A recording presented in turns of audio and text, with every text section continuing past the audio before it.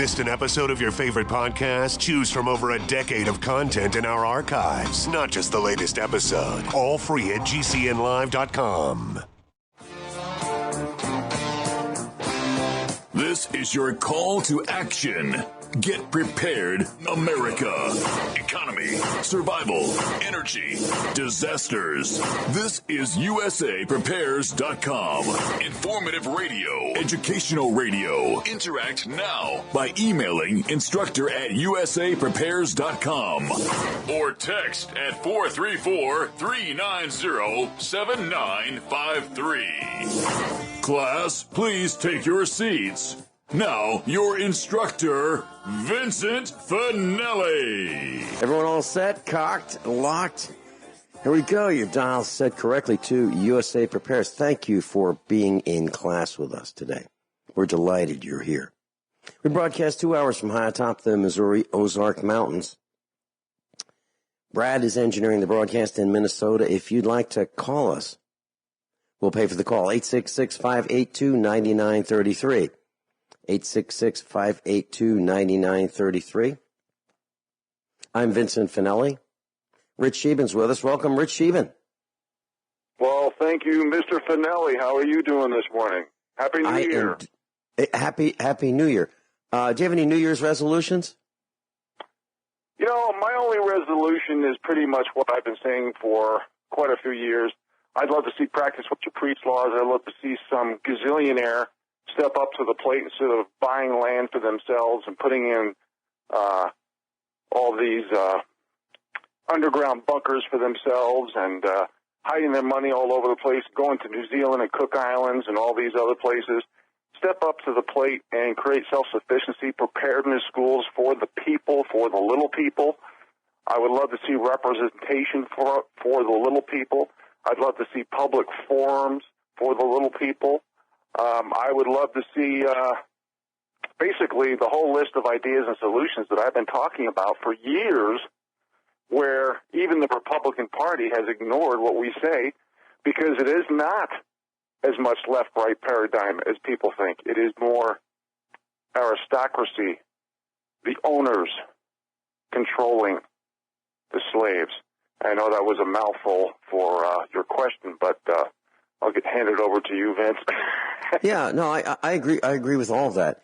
I've got just, a few small ones, but one of my small New Year's resolutions is not to go into homes where Alexa and Echo spy systems are installed, reporting on every move, everything that's said, the invasion of privacy that they deliver via the internet by these perverts who want to listen to, hear every sound, squeak, everything that happens in those homes 24/7.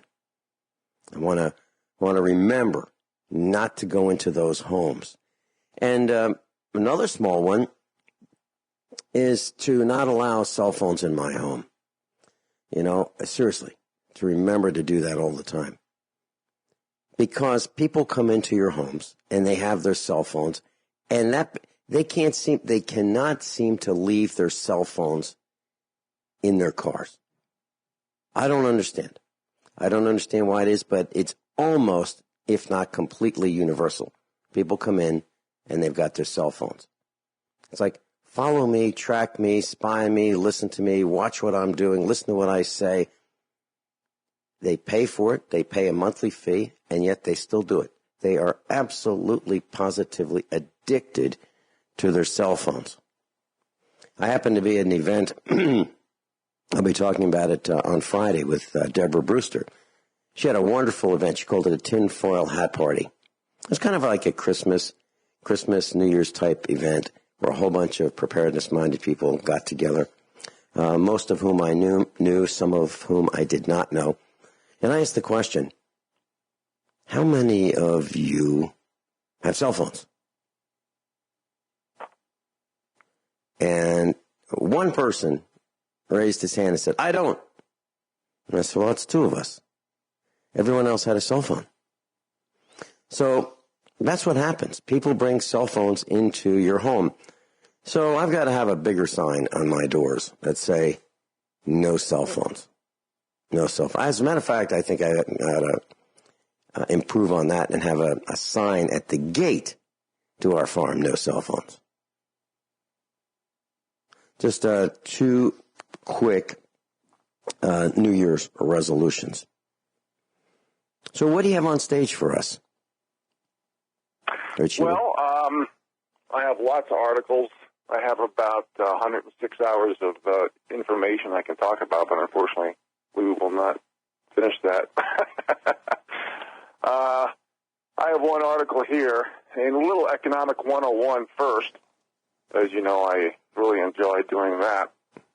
Guaranteed losses. Japan joins Switzerland with negative 10-year bond rate. Next article. Current U.S. yield curve now inverted from the 1-year to the 7-year. And I've been talking about that for the last 3-4 weeks, where the 1-year to the 5-year has been inverted, and now it's going to be back and forth with the 1 to the 7, and possibly the big number where everybody's very concerned is the 2 to the 10.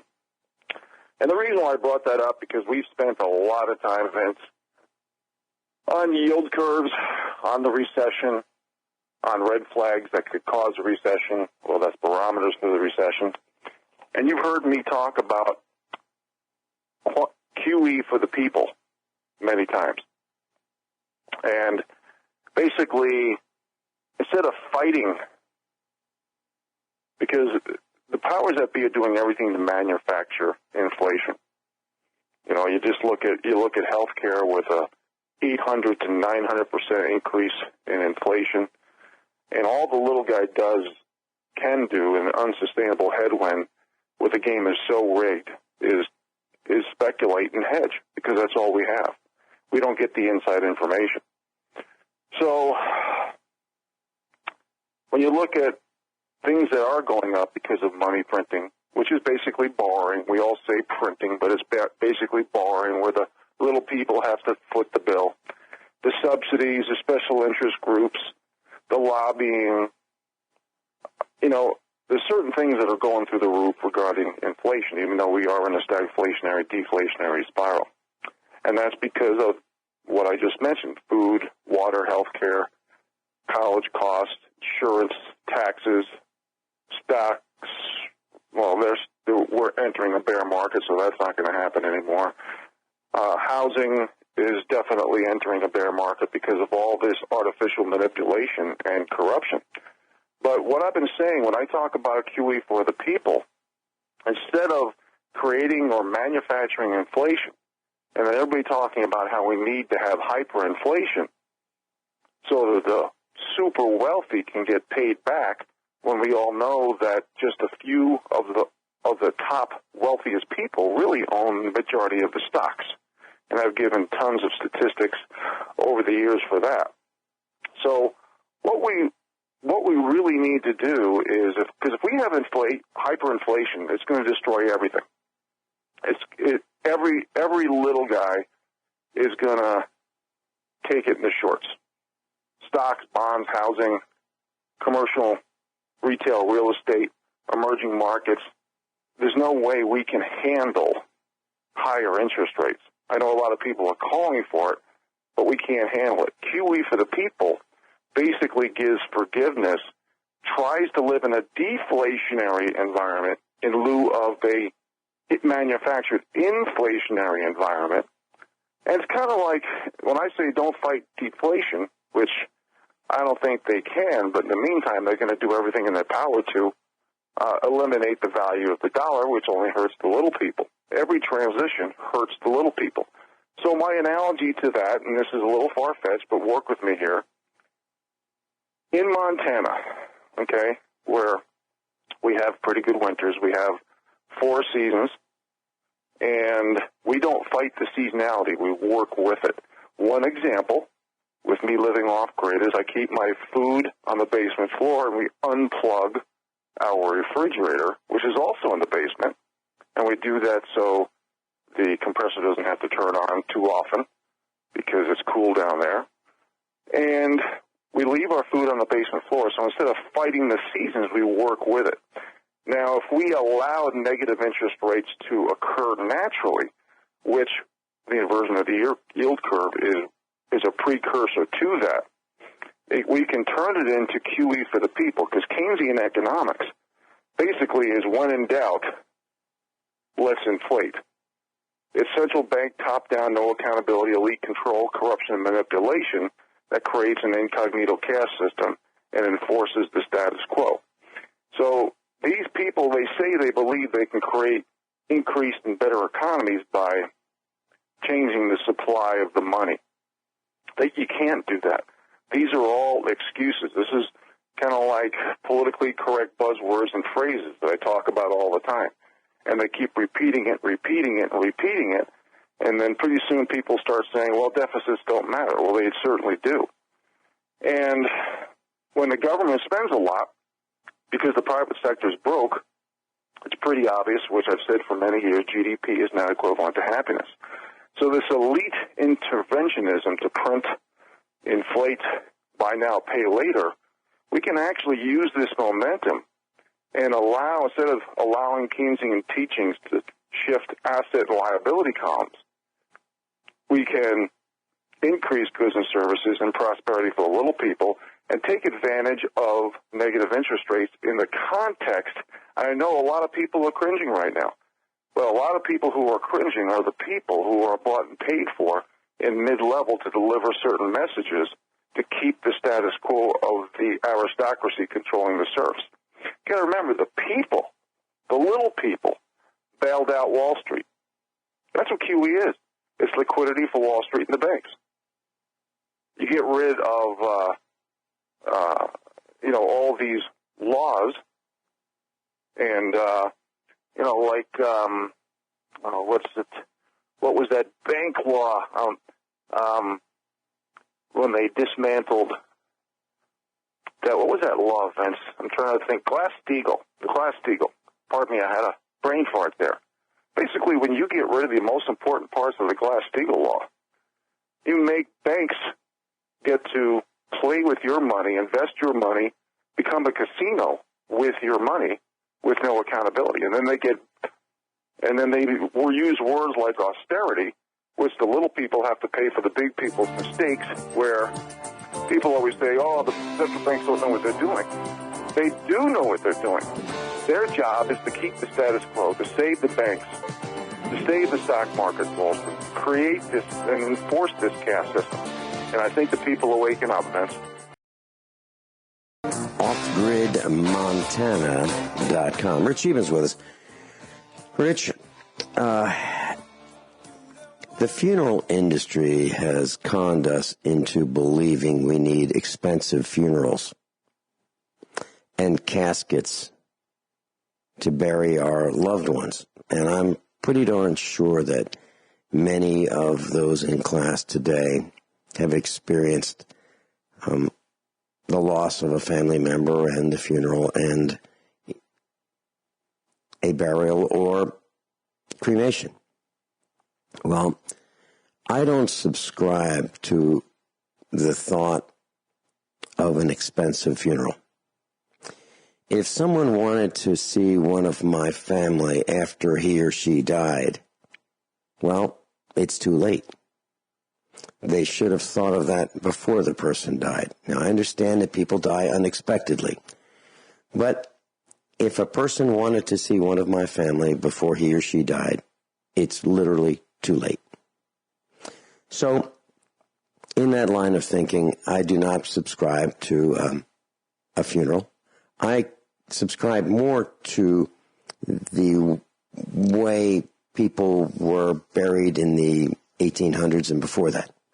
Direct burial into the ground. However, I do like the idea of a concrete vault. So a concrete vault, a body bag, and that's it. Now, today, the average funeral costs about, more than $7,000. People are turning to crowdfunding to support funeral costs. Now, think about that.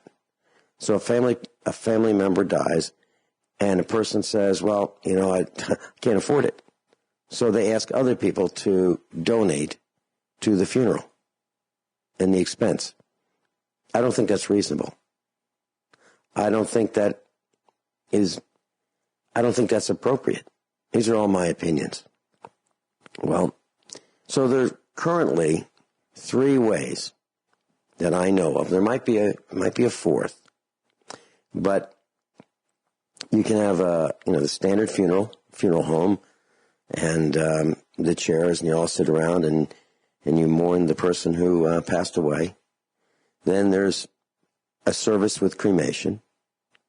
And then there's, well, I don't know how many people would do this, but I have a feeling that it's done without the blessing of the government. And that would be dissolving a person in chemicals. And then there's a 4th way. And that is when an unembalmed human is placed in a composting chamber, left to decompose with organic material like straw and wood chips, and microbes are added to speed up the decomposition, and that takes about 1 month. So Washington State has a bill that may become law to allow the first state to legalize human composting. When you're all done, if you've seen those urns on television and you've seen the cardboard boxes with the ashes of the person who has been cremated, you've seen that. Well, when you're done with the composting process, you get about a cubic yard of compost. And the idea behind this is you're returning that person to the soil, and that person can then fertilize a garden or trees or whatever you want. I don't have an opinion on this yet. I kind of like the direct burial in the ground without a casket. Way better. But I have a feeling that this is all because of too many people on the planet. So let's turn them into fertilizer. And that's it's kind of like one step removed from Soylent Green, where we eat people. But think about this. Think about returning that person to compost who has been treated with chemotherapy or radiation. Think about that. Is that what you want? I'm not telling you what to do. I'm just suggesting that you consider thinking about this. I'm not for it. I'm not against it. I have not made a decision yet, which is unusual for me. Usually I see things in black and white, and I've got a decision like within, less than a second. But this time, I think there are a lot of things to think about. Rich Scheben's with us, offgridmontana.com. Rich, you said many, many times that more and more people are waking up, and I was delighted to be invited to this tinfoil hat party at Deborah Brewster and Bill Brewster's home in Missouri. And so we had some guests. Steve Elkins of Republic Broadcasting was here at that time, and so was John Statmiller. And 3 of us got in my vehicle and drove out there and spent the evening there. And it was really neat because there was a whole room, a whole house full of people who were of the preparedness mindset. And there was a great introduction method that Deborah Brewster and Bill Brewster did. When they had each person introduce himself or herself to the group, because not everybody knew everybody, and just take a couple of minutes and describe what they've done or what their past or current occupation was, what they believe the next big event to prepare for might be, and a few other things, about planning and who you would have in your group, if anyone, and it was really, really interesting. It was riveting for me to listen to what each person had to say. And I think that, and we're going to talk about this on Friday with Deborah Brewster class, So she'll be with us, and we'll describe this event and how she did what she did, and how Bill Brister did what he did, and we talked about preparedness. And Rich Scheben, I think you're right. More and more people are waking up, but I think we need even more to wake up. So I just wanted to share that. Rich, back to you. Mm-hmm. Okay. Yeah, well, I think people are waking up to the fact that the powers that be are race baiting, sex baiting, gender baiting, and their job is to distract them down and divide the American people, and the mainstream media is to manufacture pity, hold on to the narrative, and they're the bought and paid for middle management goons, along with the lawyers, the judges, the bankers, and the politicians. And the little people are waking up. And that's one of the reasons I talk about Economic 101. So let me comment on what you said regarding the new composting of humans. And then I want to go back and ask you a couple questions regarding the QE for the people.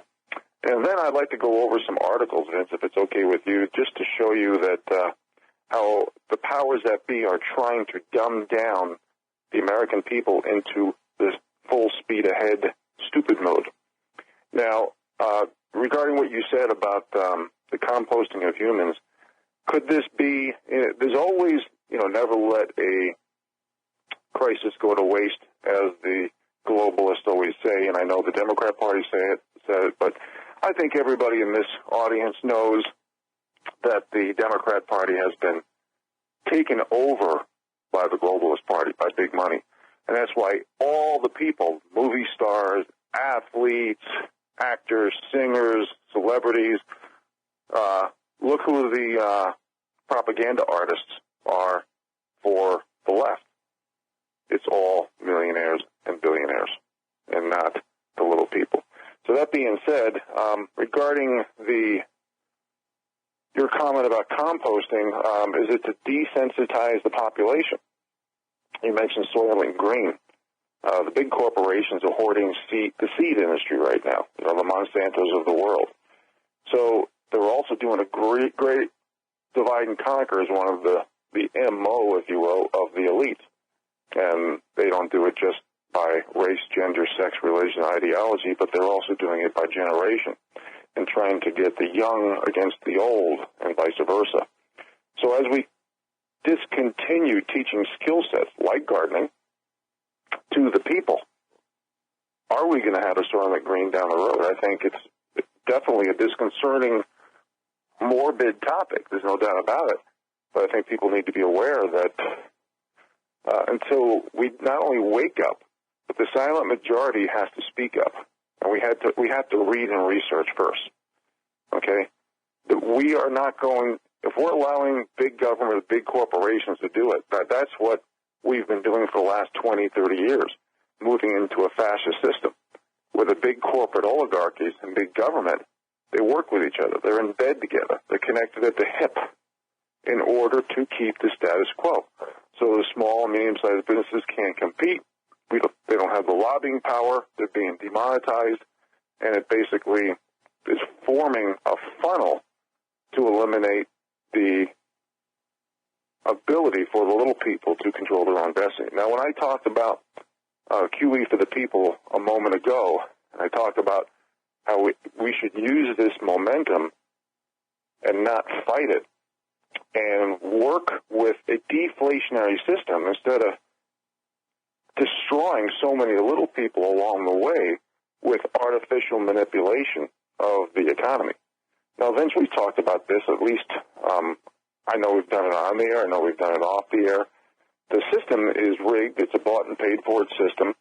And I talk about means testing, 100-year mortgages, laws of excess in net worth and in cash flow, and dismantling the central banks, getting rid of the debt-based currency, auditing the Fed.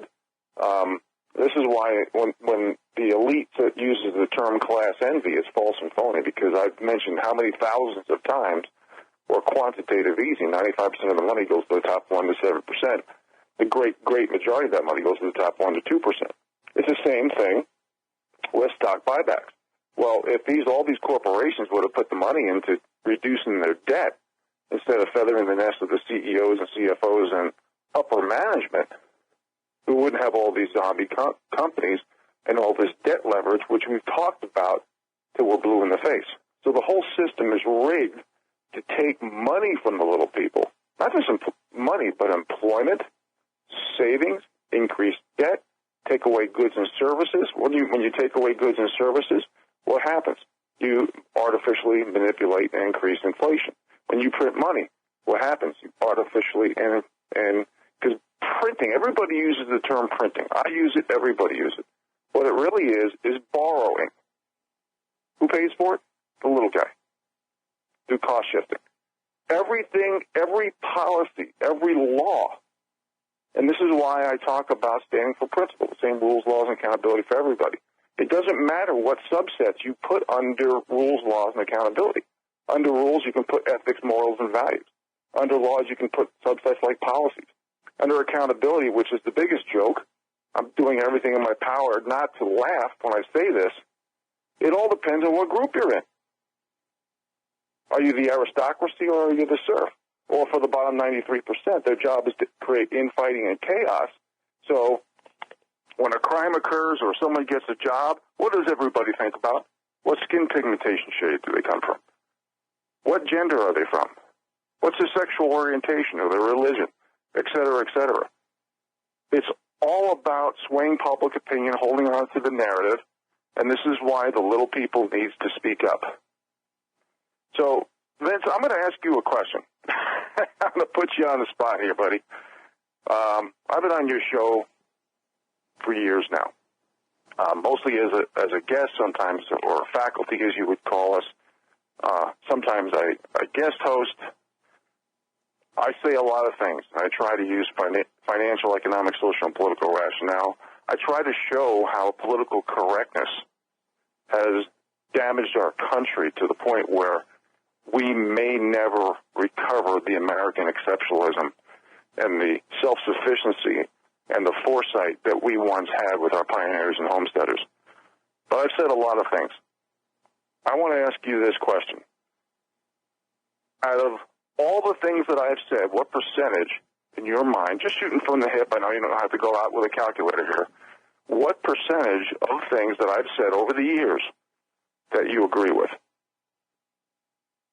Well, I would tend to say 100%. However, when you talk about sexual preferences, I would not want to drink out of the same cup, glass, or bottle as Anderson Cooper.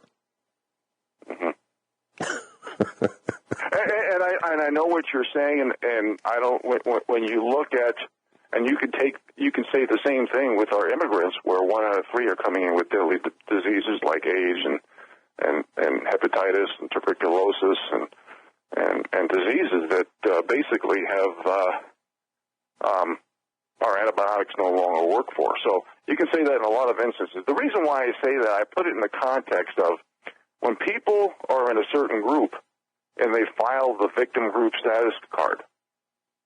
A great example, which I use often, is demanding through legislation to lower the bars of standards and expectations based on what group you're in through victim group status. When you lower the job qualifications, when proven results no longer matter, you are destroying a country. You are dismantling a country. It's just like, and then they say we're divided. That's synonymous. That's code for the elite saying the people are waking up to the aristocracy serfdom paradigm and not the left-right paradigm, because they want to keep us divided. That's why they want to give people universal basic income. Basically, it's beer money, because the income for the elite through quantitative easing, through stock buybacks, through all the creative accounting, has created a luxury environment for the super wealthy. But they want to give you beer money so you can barely survive. That is their M.O. So that being said, that's when I talk about groups and group identity politics, which is as much to blame for the eroding economy as demographics, central bank corrupt monetary policies, and Keynesian economics, which I've talked about until I'm blue in the face. People are waking up to the fact that the whole economy is artificial, it's phony.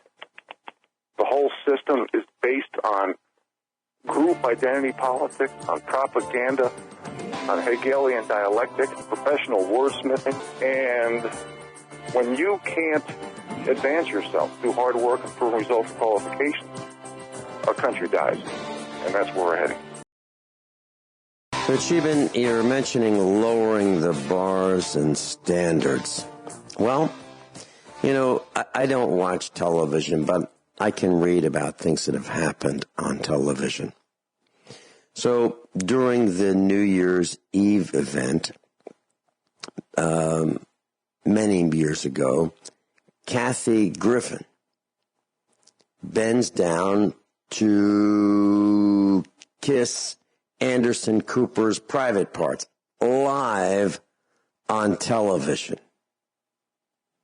And you can look it up. You can go to any search engine and type in Kathy Griffin kisses Anderson Cooper. That's all I have to put in. You'll find it. And then during the this year, the F-bomb is dropped live on television. Really. And Kathy Griffin also dropped the F-bomb another time on television. So when you talk about lowering the standards, it's absolutely outrageous what is happening. So my call to all my fellow broadcasters out there is absolutely stop allowing profanity on your broadcasts. Unless, of course, you want to lower the bars and standards and let people think that it's okay. It's not okay. I think when someone uses profanity to make a point, they make a point. They make a great point. They make the point that they're not capable of using the English language to describe their position in the argument. When Jumpin' Joe Biden, the plagiarist, former president of corporate USA, drops the F-bomb on a hot microphone, I think even less of him than I thought before. I thought so little of him. It's not necessary. Actri, who, that would be my plural of actors and actresses. When I hear Robert De Niro using profanity against the president, I think less of him than I thought before. I thought so little of him. Seriously. I just wanted to make that comment. It's not necessary. And by the way, I don't allow it on USA Prepares. Profanity is absolutely not allowed.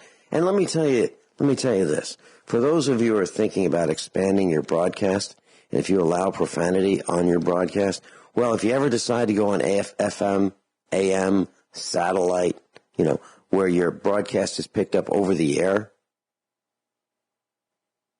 you may not get that chance because of the profanity. I just wanted to mention that. It's a pet peeve of mine. I don't like it.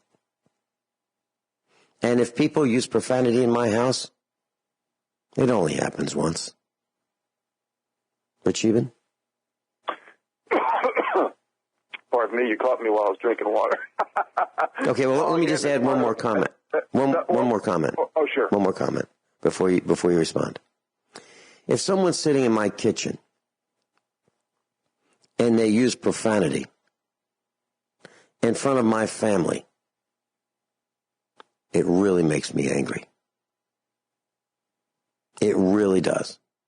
And it's not acceptable. Not in my house.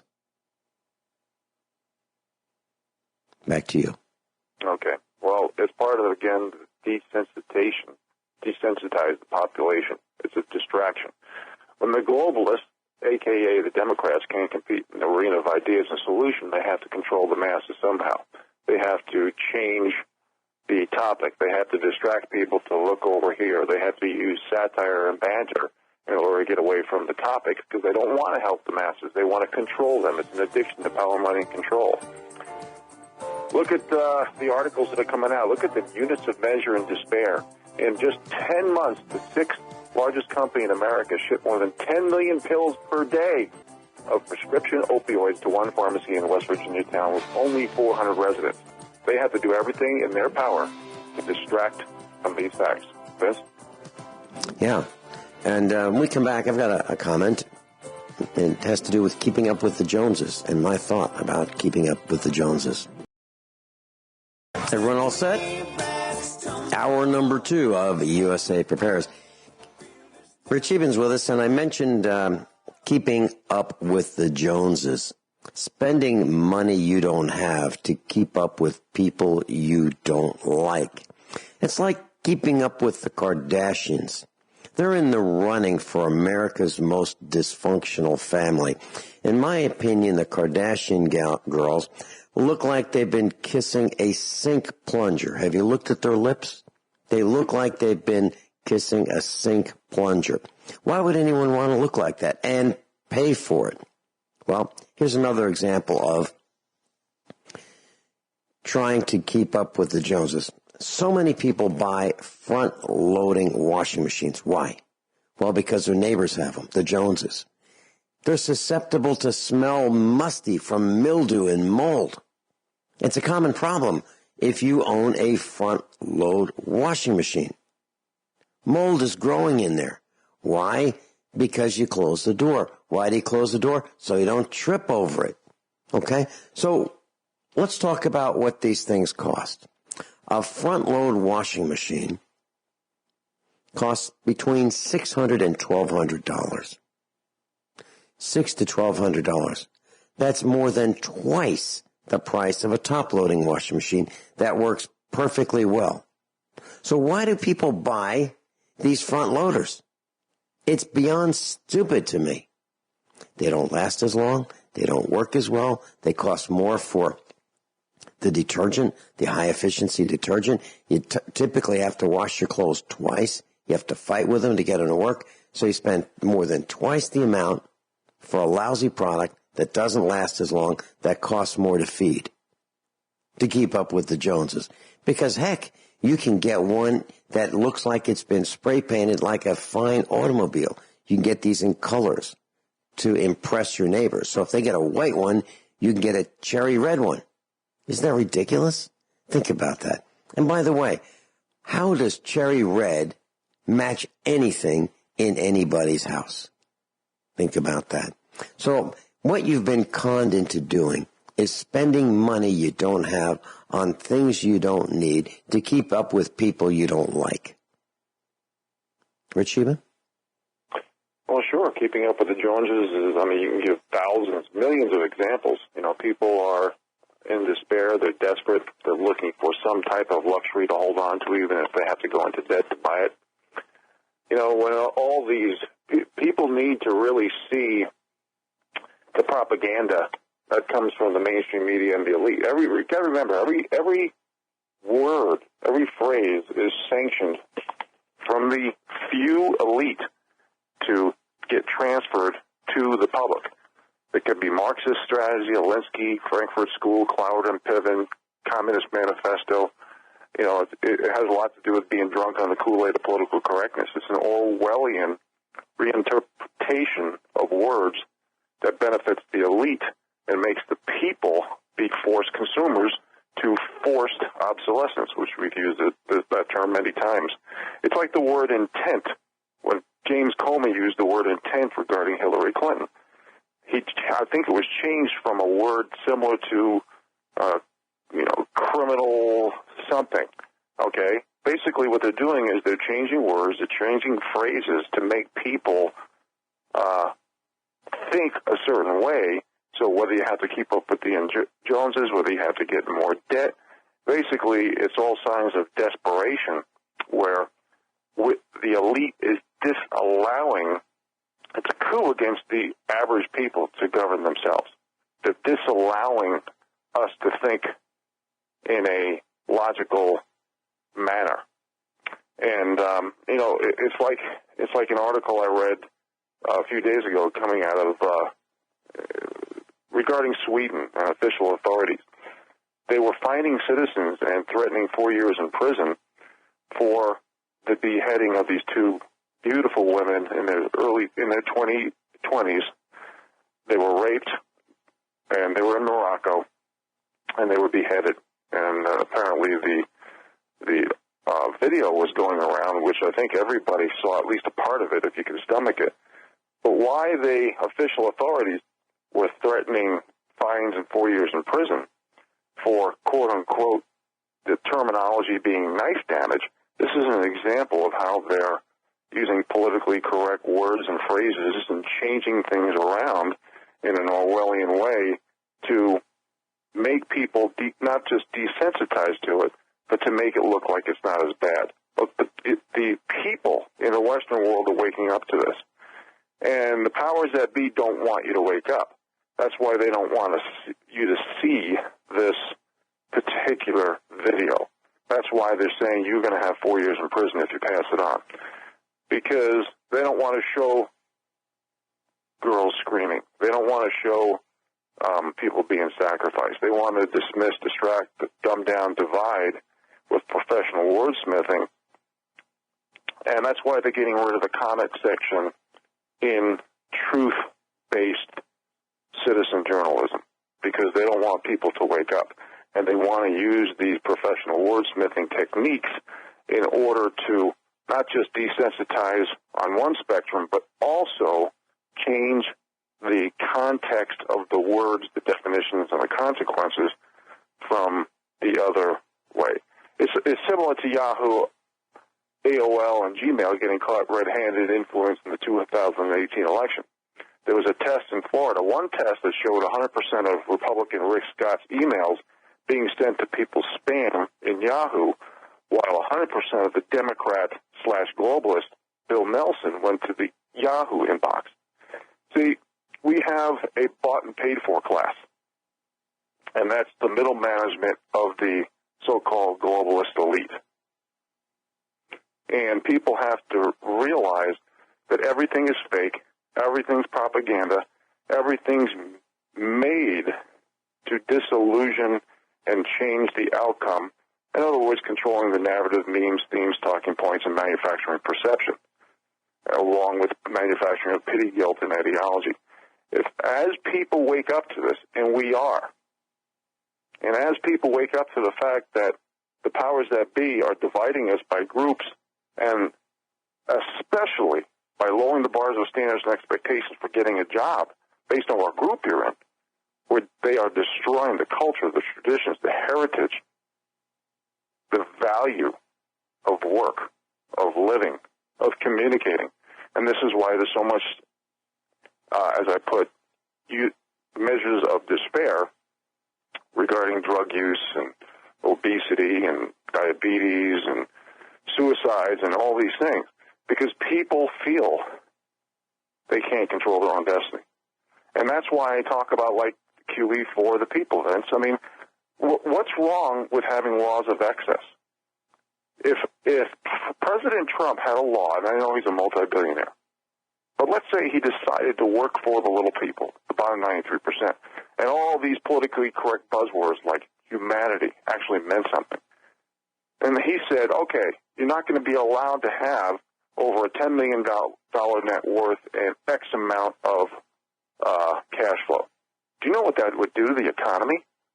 Can you imagine if we had negative interest rates where the banks actually paid the people to buy houses, and if you kept your nose clean from crime, if you paid your mortgage at the end of that fiscal year, if it's a negative 3% interest rate, let's say, can you imagine what that would do to the housing industry and help out the little people if we had 100-year mortgages and negative 3% interest rates, and they got 3% back at the end of the year?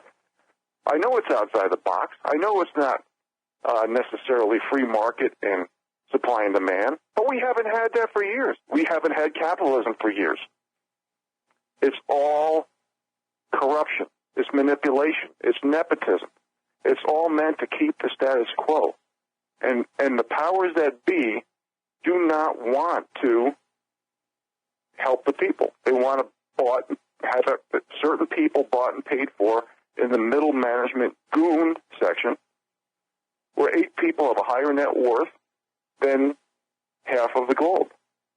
If we had means testing, we got rid of Glass-Steagall, and we gave them, instead of giving universal basic income, take the mean household debt, give it to each household. If you're out of debt, you spend it. If you're in debt, that goes to pay off your debts. So there would be light at the end of the tunnel programs for the people who saved. And there's so much talk about the super wealthy. Let's just take the older people going into retirement. In the next 10 years, 9 out of 10 of the old people are going to file for bankruptcy. If we had a program which was QE for the people, similar to what I've talked about, for years now, can you imagine that they could sell their house for a profit because there would be buyers all over the place, because they would be incentivized instead of paying for the debt and interest, and they did the right thing, they would have years. We could have a 20, 30-year program doing this. They could literally get paid for paying off their bill and doing the right thing. I just think that we're missing the boat because the powers that be are so addicted to power, money, and control that they've already distorted free markets, capitalism, supply and demand, or it doesn't exist.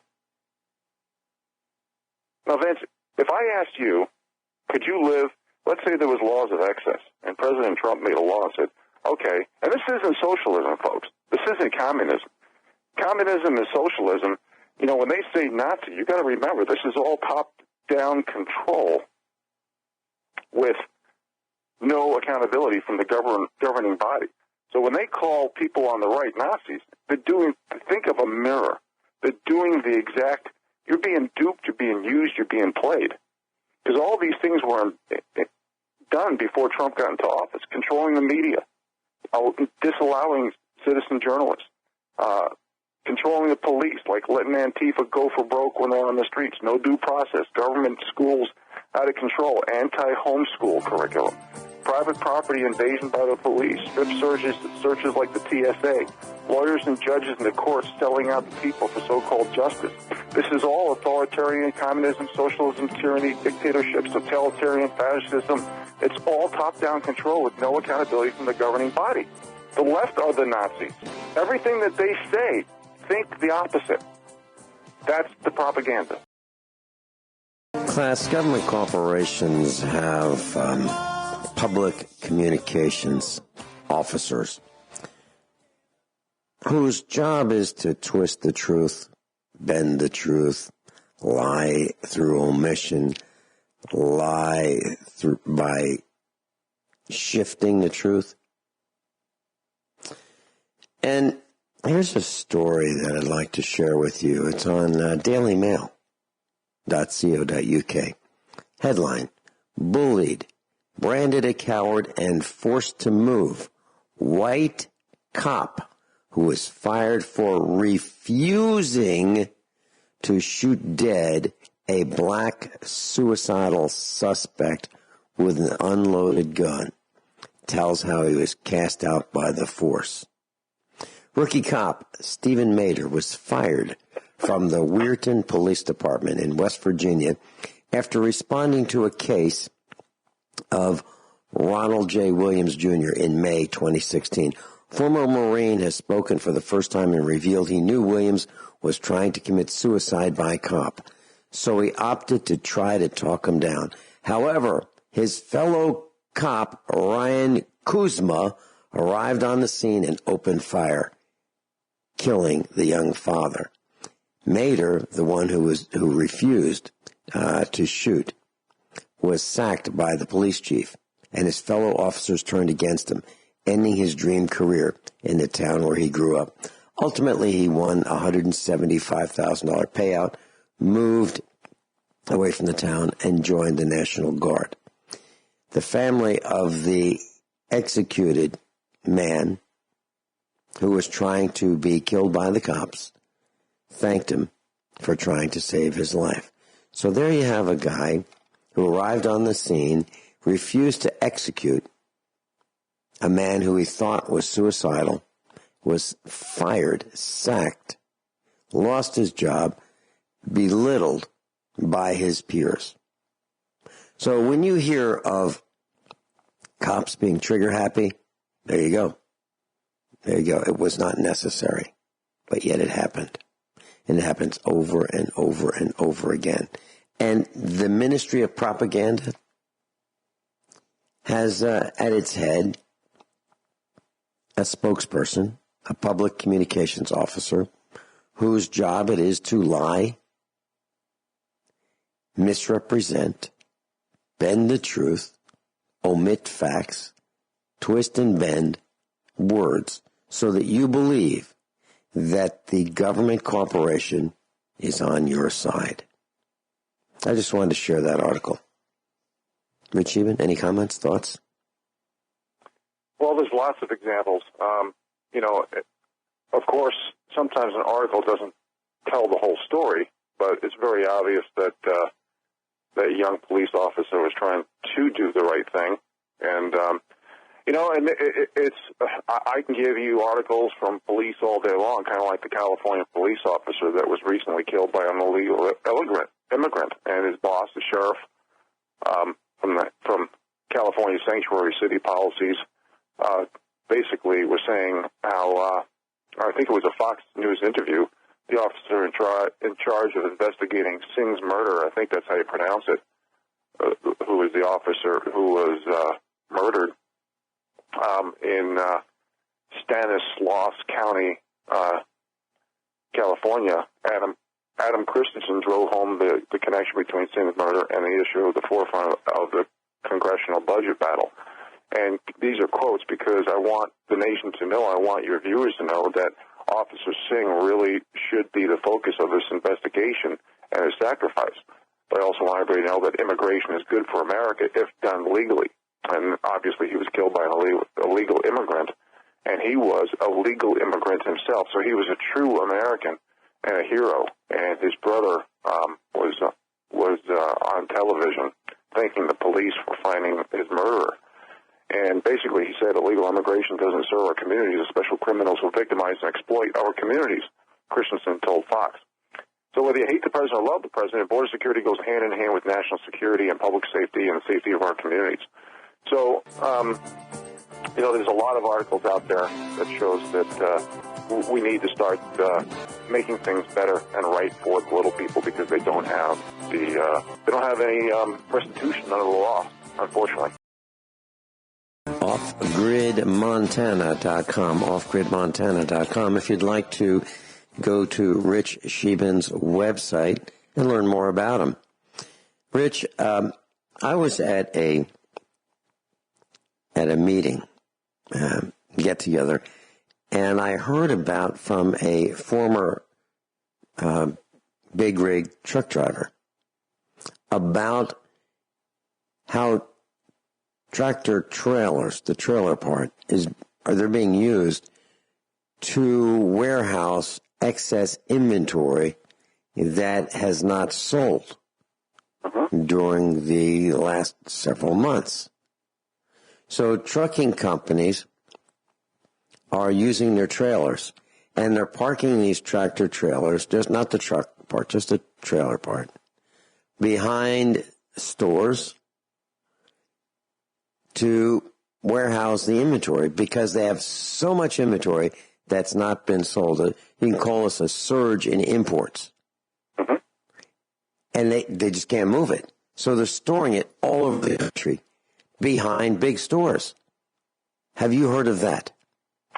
Well, I have, and let me throw a little food for thought out to the people here. Is it possible?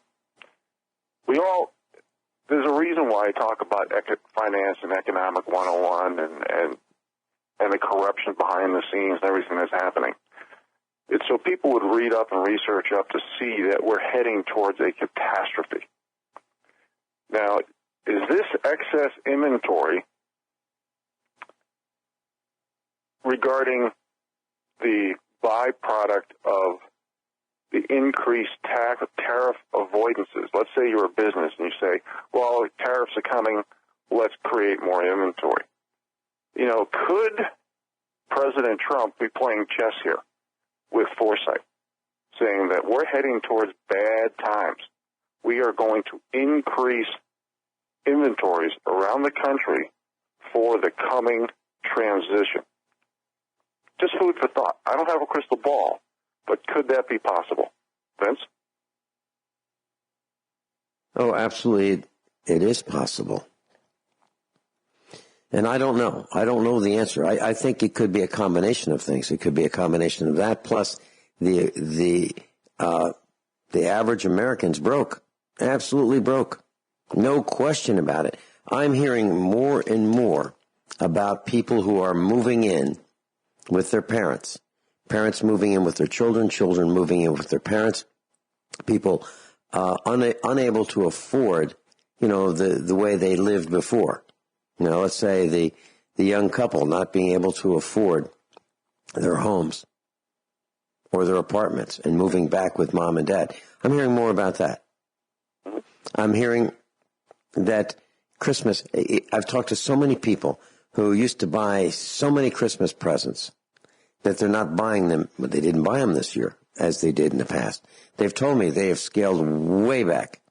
I mean, really way back, because they've been hit with a financial downturn in their families.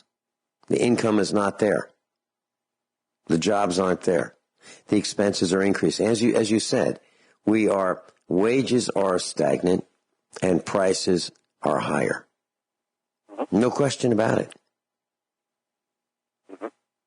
Cars, a cheesy car is way more expensive. A cheesy car is like $30,000. And you could have bought in 1964 a Mustang, brand new, for $2,495, $2,495 for a brand new Mustang in 1964. How did this happen? The cars are lighter, flimsier. They're impossible to maintain for the average person. And they're trapped. They're trapped in this spiral. And the average guy is not going to be able to fix his front load washer.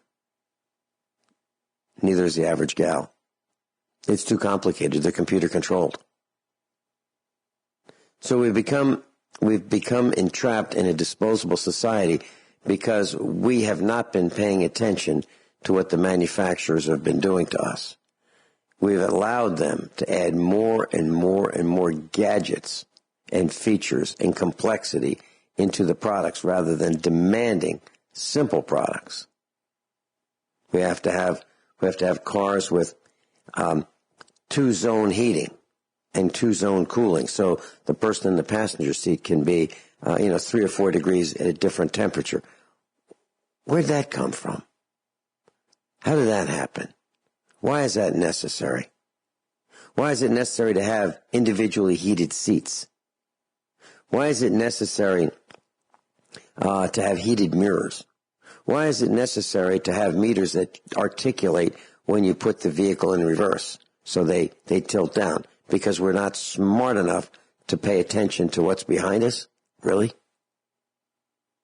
Why is it necessary to have 4 sensors, one in each wheel of a vehicle, to tell you what the tire pressure is? Because we're not smart enough to look at the tires before we get in the vehicle, and not smart enough to figure out, hey, it's pulling a little bit to the left, and maybe we ought to pull over and see if our tires are low. So we need to have pressure sensors to tell us on the dashboard when our tires are low. What? We can't remember to check our own oil, raise the hood, look under there, so we have, hey, we've got a reminder on the dashboard to tell us when to change our oil. We're not smart enough to look at the gas gauge, so we have a light that blinks and says low fuel, low fuel, low fuel, because we can't pay attention that the needle has gone from full to 3/4 to half to 1/4 to 1/8, and now we're running low. We're not smart enough to do that. Really? So we have allowed ourselves to be conned into becoming more stupid because we can't pay attention. Mm-hmm. It's an outrage. Yep.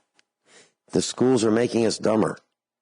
I remember when I called the school that I built an educational system to teach young people entrepreneurship by building computers in the classroom with real computers, real parts, real problems, real customers, real failures, real everything.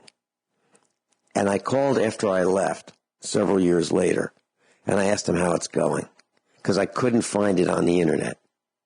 And I talked to the guy at the school board office who was knowledgeable, whom I knew in Virginia. And I said, so what are you guys doing? He said, well, when you left, we decided to change the class. So instead of teaching how to build computers, how to work with customers, how to network, they're teaching Microsoft Office. Can you imagine?